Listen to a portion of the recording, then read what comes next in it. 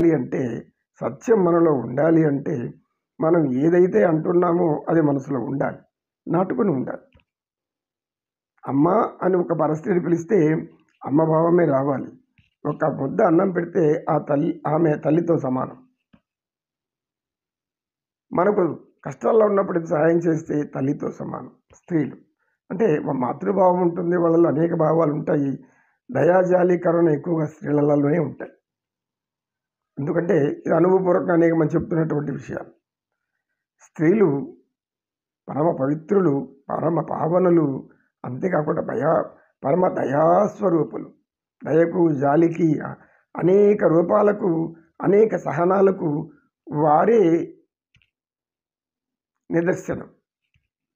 వారి యొక్క ప్రవర్తన అలా ఉంటుంది. ఎన్ని తప్పులున్న చేయని బిడ్డను కడుపులో పెట్టి దాచుకుంటుంది తల్లి. ఇలా స్త్రీల యొక్క గుణగణాలను భారతదేశ చరిత్రలో ఉన్నత స్థితికి తీసుకెళ్ళాం మన విజ్ఞానం, భారతీయ హైందవ జ్ఞానం అట్లాంటిది. అటువంటి సమయంలో ఈ గజేంద్రుడు ఇప్పుడు ఇలా బాధపడుతున్నాడు.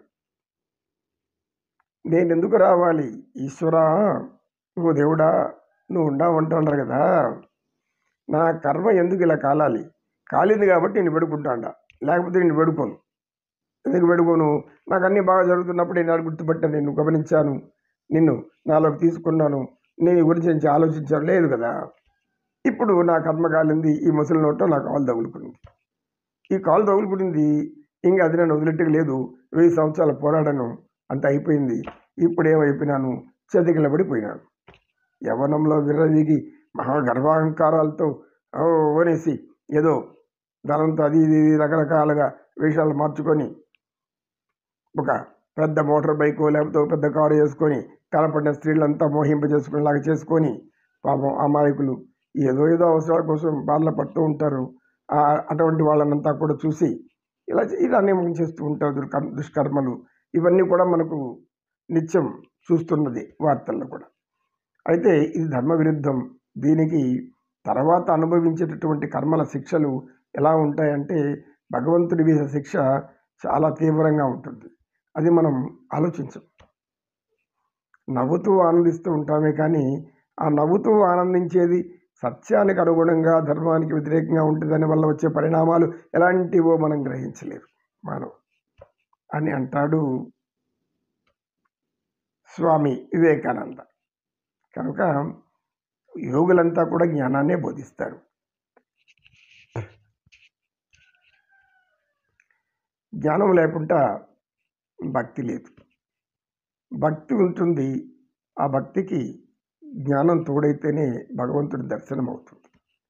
ఇప్పుడు ఈ గజేంద్రుడు ఈ విధంగా ఆయన యొక్క బాధ చెప్పుకుంటున్నాడు. ఏమని? ఇంకా పూర్తిగా భగవంతుడి నమ్మకం కలగలేదు.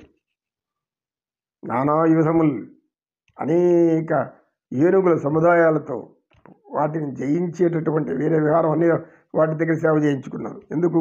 అవన్నీ నాసిక సముద్రం లొంగిపోయినాయి. అవి లొంగిపోయినాయి కనుక నేను వాటి దగ్గర సేవ చేసుకున్నాను.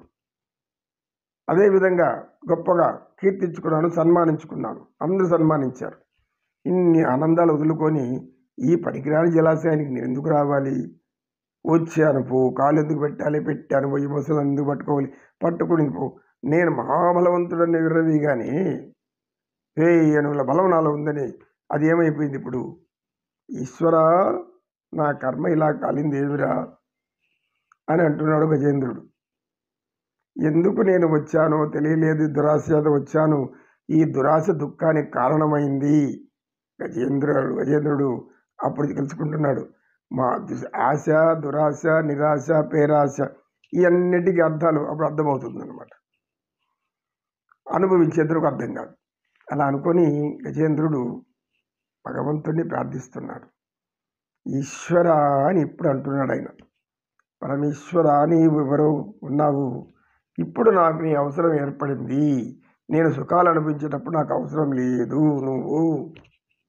నువ్వు అవసరం లేదు కానీ నేను తల్లించుకోలేదు నిన్ను. కానీ ఇప్పుడు అవసరమైంది. ఎందుకు? నా ప్రాణాలు ఏం కాపాడుకోవాలి. ఎవరి ప్రాణం వారికి తీపి. ఈ ప్రాణం మీద తీపి, క్లింగింగ్ టు లైఫ్, అభినివేశం. యోగసూత్రాల్లో పతంజలి యోగసూత్రాల్లో పతంజలి గారు చెప్తారు, పంచక్లేశాసు. ఈ పంచక్లేశాలన్నిటికీ మూలం అవిద్య. అవిద్య, స్మిత, రాగద్వేష, అభినివేశ. చివరిలో వచ్చేది అభినివేశం. అభినివేశం అంటే అర్థమేమి? ప్రాణం మీద తీపితో కొట్లాడుకోవడం, లోపల గుంజుకోవడం. త్వరగా పోకూడదు, ప్రాణం త్వరగా పోకూడదు. అయ్యా నీకు ఇంకా 10 ఏళ్ళు మాత్రం ఉందంటే, 10 ఏళ్ళేనా? అయ్యో 20 ఏళ్ళు పెంచండి. ఒక వైద్యుడి దగ్గరికి వెళ్ళి 20 ఏళ్ళు నిన్నెలా పెంచేది? ఒక 10 ఏళ్ళు బతికేంత వరకు నీకేదో నేను ఉందని అది కూడా చెప్పాను. ఖచ్చితంగా నేను చెప్పలేను. 10 ఏళ్ళు ఉంటావో 10 రోజుల్లో పోతావో నాకు తెలియదు. కానీ నీ యొక్క ఆరోగ్య పరిస్థితి చూసి నేను 10 ఏళ్ల వరకు నీకు ఇబ్బంది లేదు అన్నాను. ఒక 60 ఏళ్ల ముసలి, 70 ఏళ్ల ముసలోడు పోతే అక్కడ చెప్పిన మాటలు ఇవి. ఏదో వైద్యులు అంటారు, ఎందుకు ధైర్యం చెప్తారు వాళ్ళు, నీకు ఏం కాదు ఏం కాదు ఏం కాదు, భయమే పడద్దు, ఆపరేషన్ చేయాలి, గుండె తీసేవాలి. అయ్యో గుండె, అది మా నైపుణ్యము మా విలువ నీకు తెలుదు, కాసేపు గమనుండు. ఈ గుండె ఆపరేషన్ ఇప్పుడు చాలా సులభం అయిపోయింది, భయపడద్దు. అయితే గుండె ఆపరేషన్ చేసి ఎంతకాలం ఉంటావు? 10 ఏళ్ళు. 10 ఏళ్ళ కంటే ఇబ్బంది లేదు ఇక్కడ. అంటే 70 అయిపోయింది, ఇంకొక 10 అంటే 80 అయిపోయింది. అయ్యయ్యో నిండా 100 ఏళ్ళు ఉంటే బాగుండి. సరే 100 ఏళ్ళు ఇచ్చాను పో అని దేవుడు అన్నాడు అనుకో. యా స్వామి 100 ఏళ్ళుగా 100 ఏళ్ళు అయితే ఇది అందరూ లోకానికి ఇంకా ఎక్కువ బతికే వాళ్ళు ఉన్నారు. 110, 115, 120, 150. వివేకానంద స్వామి ఏమంటారంటే, హఠయోగ సాధన చేసిన వాళ్ళు 400 ఏళ్ళు 500 ఏళ్ళ బతకొచ్చే అవకాశం ఉంది. పూర్వకాలం అంత గొప్ప విద్య అది హఠయోగం. అయితే చెట్లు, పొట్టలు, రాళ్ళు, కొండలు కూడా అంతకాలం ఉంటాయి. ఏం ప్రయోజనం? నీ వల్ల సమాజానికి ఏం ప్రయోజనం? యువతీ యువకులకు ఏం ప్రయోజనం? మానవాళికి ఏం ప్రయోజనం?